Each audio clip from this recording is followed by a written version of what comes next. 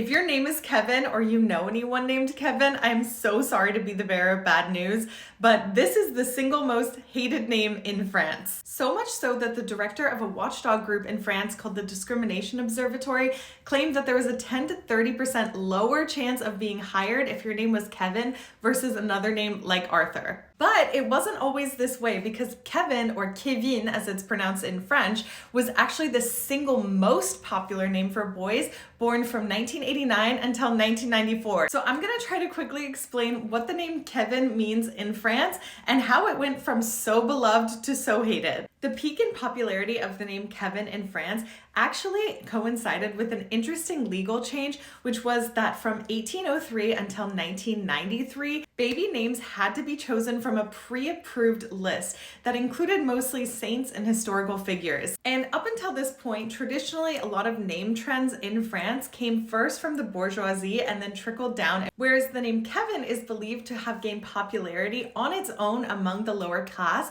and then is also associated with the rise of American pop culture, especially movies like Home Alone and actors like Kevin Bacon. So altogether, what this means is that the name Kevin became super popular super fast, was associated with trends from the lower class. By the early 2000s, the name Kevin became associated with someone who is uneducated, unsophisticated, following trends and Americanization. And it was a name that represented this caricature in the same way that Americans might refer to someone who's a Karen. And I just find it so interesting when names like this become a character of their own.